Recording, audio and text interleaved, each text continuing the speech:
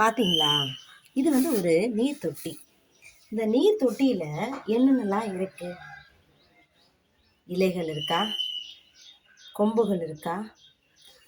நம்ம மேல இருக்கக்கூடிய ஒரு மரம், அந்த மரத்தினுடைய அந்த எதிரொலிப்பு. சரியா?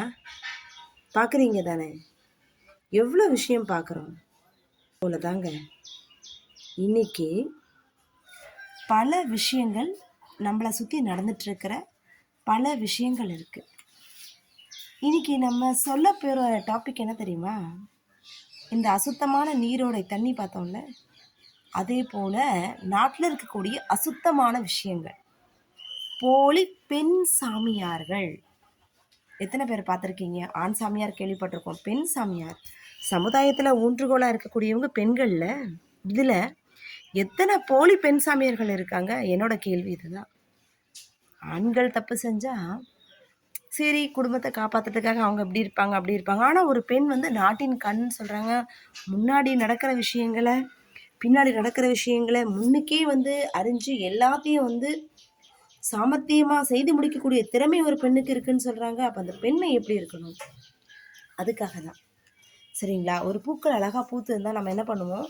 இந்த பூ இவ்வளோ அழகாக பூத்துருக்குதே, அப்போ இந்த பூ பூஜைக்குரியது, நம்ம பூஜிப்போம். ஆனால் இன்னைக்கு காலகட்டத்தில் மனுஷங்களும் அதான் எதிர்பார்க்குறாங்க. ஒரு தோற்றத்தோட ஒரு உண்மையாக ஒரு சாமியார் மாதிரி வரும் பொழுது அந்த பெண்ணை சாமியார்னா உருவகிச்சு ஏற்றுக்கிறாங்க. அதே நேரத்தில் ஒரு சாதாரணமாக பெண் சாமியார் போல தோற்றத்தில் இல்லைனாலும் அவளை ஏற்றுக்கிறது இல்லை. ஆனால் அதனுடைய விளைவுகள் என்ன? சரியா? இதனுடைய விளைவுகள் அவங்க ஏமாற்றி பணம் பறித்து மூட நம்பிக்கைகளை நமக்கு கொடுத்து நம்மக்கிட்ட இருந்து இல்லாத விஷயங்கள் இருக்கிறதா சொல்லி ஏமாத்துறதா நடக்கும்.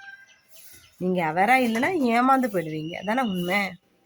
சரியா? ஒரு ஊரில் கீதான ஒரு போலி பெண் சாமியார் இருந்தாலாம். சரியா? அவளோட வேலை என்னன்னா, எல்லார்கிட்டேயும் பணம் பறித்து ஏமாற்றணும். எல்லாரும் அவளை எப்படி கூப்பிடுவாங்கன்னா, சாமியாரம்மான்னு கூப்பிடுவாங்க. அவளுக்கு அப்படி பயங்கர கெத்து, சிரிப்பு எல்லாமே வரும். அப்போ அந்த பெண் என்ன பண்ணுவா?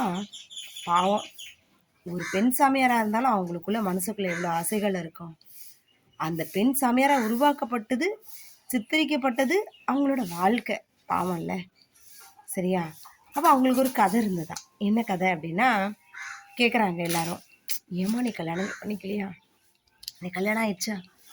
குழந்தைங்களாம் எங்கே போனாலும் யாராவது ஒரு ஆண் சாமியாரோட துணையோட போகிறது பார்த்தோன்னா அவங்க தான் ஹஸ்பண்ட் நினச்சிடுவாங்க. யாருனாலும் கேட்டால் ஆமாம், குழந்த தான் இல்லை. என்ன செய்ய? சிரிப்பாங்களாம். நீங்கள் என்ன பண்ணுவீங்க இந்த மாதிரி ஒரு பொண்ணு ஏமாத்தினா? நான் என்ன பண்ண தெரியுமா? டைரெக்டாக போய் கேட்டேன், ஏய் நீ ஒரு சாமியாரா? சரி பாவம், உன் கூட நிற்கிறாரே, இவருக்கு கல்யாணம் ஆகிட்டு தானே, குழந்தைங்க இருக்குது தானே, அவரை போய் உன் கணவரான்னு கேட்குறாங்க. ஆமான்னு சொல்லி சிரிக்கிறியே, அவரோட வாழ்க்கை என்ன ஆகும்? நீ ஒரு சாமியாரா? சி, அற்பமா இல்லையா அப்படின்னு. ஆனால் இன்னைக்கு மனுஷங்க அந்த போலியான தோற்றத்தை பார்த்து தான் என்ன நினைக்கிறாங்க? உண்மையான சாமியார்கள். இந்த மாதிரி உண்மையான சாமியார்கள் நினச்சி போலியான சாமியார்கள்ட்ட போய் நின்று வாக்கு வாங்கி வீட்டுக்கு போனால் என்ன நடக்கும்? நல்லது நடக்குமா? வீட்டில் பிரச்சனை வரைக்கும், சிக்கல்கள் வெடிக்கும். சரியா? தயவு செஞ்சு தோற்றத்தை பார்த்து யாரையும் பார்த்து ஏமாறாதீங்க. இன்க்ளூடிங் யாராக இருந்தாலும் இவங்க நல்லவங்களா கெட்டவங்களா ஆராய்ச்சி பார்த்து தான் அக்செப்டே பண்ணிக்கணும். ஏன்னா இப்போ உள்ள சமூக சூழல்களில் கருத்து நிறைய மாலை போட்டிருப்பாங்க. அவங்கள ஆண் சாமியார்களை பார்த்தோம். இதில் பாருங்கள், ஏமாத்துறதுல யார் பெஸ்ட்டு? ஆணா பெண்ணா? கேள்வி இருக்கா? ஆணா பெண்ணா ஏமாத்துறவங்க? ஆணா இருந்தாலும் பெண்ணா இருந்தாலும் யார் செய்கிறது மோசடித்தனம் தானே. அப்போ யாரை நம்ம சொல்லணும்? தேவையே இல்லைங்க. சரியா? ஆராய்ச்சி பார்க்கணும். அதே நேரத்தில் அவங்க பின்னாடி போகணுங்கிற அவசியம் இல்லை. ஆனால் யாரும் ஏமாறக்கூடாதுங்கிறதுல வேறாருங்க. உங்களுக்கு தெரிஞ்சவங்க யாராவது இருந்தால் நீங்கள் பார்த்து ஏமாந்தவங்க கிட்ட அந்த அனுபவத்தில் யாரும் ஏமாறக்கூடாதுங்கிறதுல விழிப்புணர்வாருங்க. சரியா? இன்னைக்கு சொன்ன கருத்தை பிடிச்சிருந்தா லைக் பண்ணுங்கள், ஷேர் பண்ணுங்கள், கமெண்ட் பண்ணுங்கள் அண்ட் சப்ஸ்கிரைப் பண்ணுங்கள்.